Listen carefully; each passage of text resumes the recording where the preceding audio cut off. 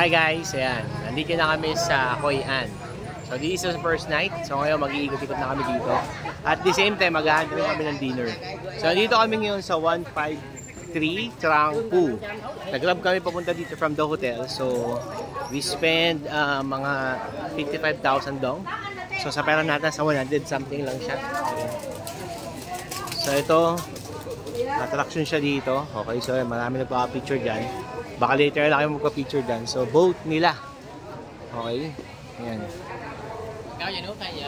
So ito yung loob. Totoo nga, maraming lantern dito. So mukhang mas maganda dito ng gabi kaysa sa umaga. Kasi mas ma-appreciate mo yung mga lantern sa gabi, di ba? So ayan. So ito yung mga price nila. Hoi An chicken rice, floaty chicken. Okay, so yan. Yan yung mga price. Medyo mas mahal siya. Yeah, para siyang Hanoi. Or siguro kasi restaurant yung kaya ganun. So, okay. Hanap muna kami ng kakainan tapos tuloy natin yung pag-iikot dito, no? So, for now, busugin muna namin yung mga mata namin habang naghahanap kami ng kakainan. Okay? Bye-bye! So guys, ito yung chicken rice niya. Okay, siya ganyan siya. Pagkatapos, ito yung kaula daw. Okay, noodles. So ito yung tindahan ni ate. Kung ga kaula. So yan. So, paano nyo siya malolocate?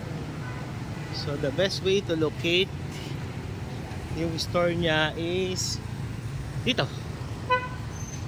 Kay Loteria, pagkatapos siya na. Okay. So, pinunong namin kasi yung mga local dito kung saan yung kainan nila, kung saan sila kumakain. So, dito daw kumakain yung mga local. Okay. So, yan. So, kaya pumunta kami dito just to try. So, ngayon, check natin kung kamusta yung food nila. So, may bibigay si ate ng soup. Okay. So, yan. Marunong sila mag-English. Wala kayong problema sa English. Ito yung rice nila. Okay. Kulay dilaw. Why is it color yellow? Turmeric? Turmeric rice? Oh, yan. So, turmeric rice daw siya. Okay. So, ito yung chicken nila. Parang Hainanese chicken ng Malaysia. Okay. So, yan. Nakaganyan na siya. So, nire-ready siya ni ate. Okay. Tapos, meron sila mga condiments. So, ang advantage sa kanila, they have condiments. Ito yung condiments nila.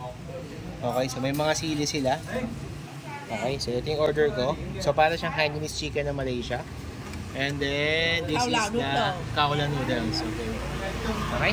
So, ayan guys, try natin. Just to try. So, ngayon, check natin kung kamusta yung food nila. So, may bibigay si ate ng soup. Okay. So, ayan. Marunong sila mag-English. Wala kayong problema sa English. Ito yung rice nila. Okay. Kulay dilaw. Why is it color yellow? Turmeric? Turmeric rice? Oh, yan. So, turmeric rice daw siya. Okay. So, ito yung chicken nila. Parang Hainanese chicken ng Malaysia. Okay. So, yan. So, nakaganyan na siya. So, nire-ready siya ni ate. Okay. Tapos, meron sila mga condiments. So, ang advantage sa kanila, they have condiments. Ito yung condiments nila. Okay. So, may mga sili sila. Okay. So, ito yung order ko. So, para siyang Hainanese chicken ng Malaysia. And then, this is the kaula noodles. Okay. Okay. So, yan guys. Try natin. Kaya natin yung soup. Yung soup niya guys. Okay, yan. So meron siyang mga dugo. Okay, chicken blood. Sarap siya actually. Malinamnam siya. Okay. So yan. So now, let's check.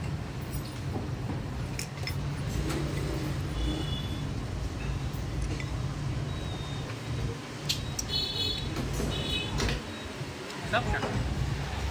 Okay. Ito, sili. Lagyan ko daw. Lagyan ko daw ng soy sauce. I-mix ko. Sabi niya. Kung maglalagyan ko talaga ng... Yan sabi niya. Lagyan natin ng sili. Sili. Next. Soy sauce daw.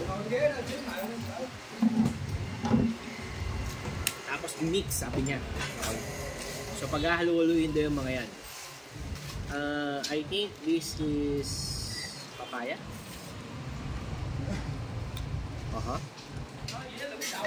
And then cucumber. And carrots. Hindi ko alam kung ano to. Dahon. Parang coriander. Hindi siya coriander, iba. Sabi ni ate, ang kailangan gawin, i-mix na i-mix, okay? So medyo hassle to sa pag-mix. Kailangan ko ng kutsara, guys. Bakit namin ito nakita?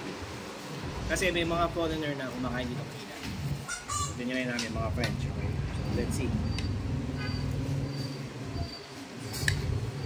Sabi nga, if you're going to travel to a country, eat like a local. Okay, sabi yun.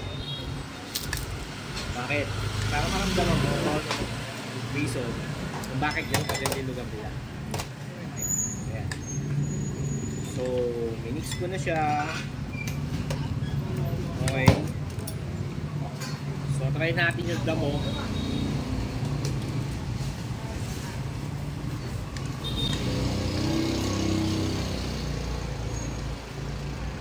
Kamusta? Coriander. Told you.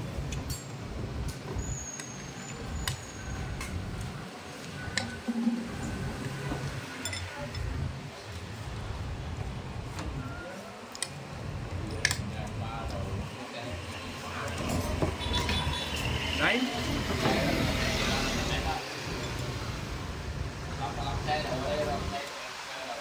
Tapos, siling green. Left tissue. May baso lang sa ilalim. Tapos, sili. Mix natin ulit. Nakukulangan pa ako sa angang. Okay, temperature check, hindi ko pa alam. Pero medyo mas malamig dito kumpara sa uwi. May review pa tayo isa. But first, simpan muna natin to.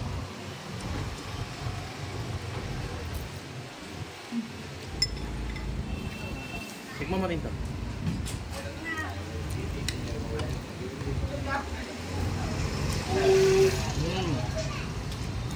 Fairness, nagbagong lasa.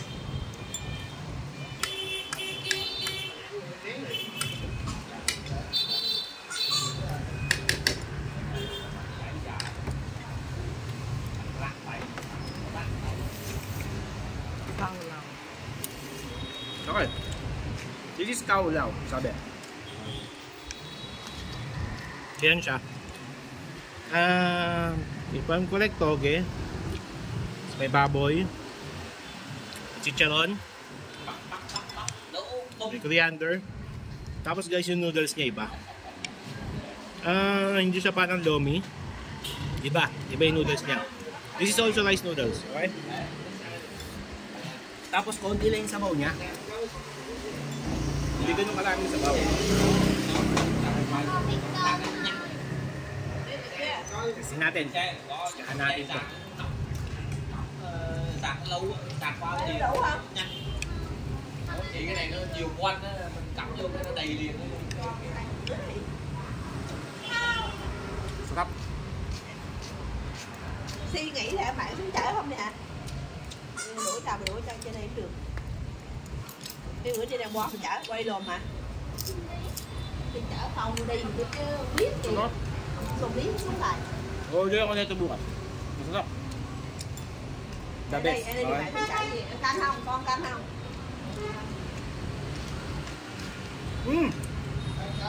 Ito yung kaulaw sa loob. Yung kaulaw sa loob. Yung best seller nila, nakalagay doon, yung specialty. Ito yun. Sinabi ko kanina.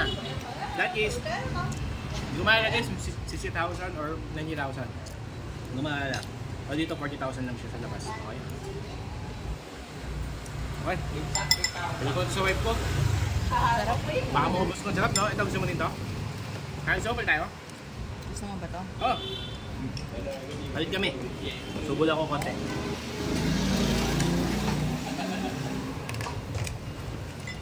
Okay. So, paano pumunta dito? So, ito yung place para mapuntahan nyo siya.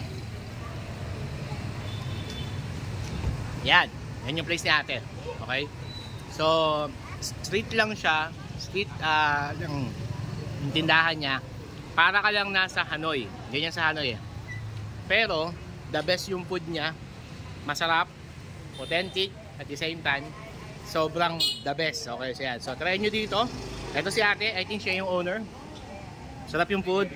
So, guys, if you want to go here, try nyo tong food nila. Kaulao and yung rice, chicken rice. Okay? Okay, kain muna kami.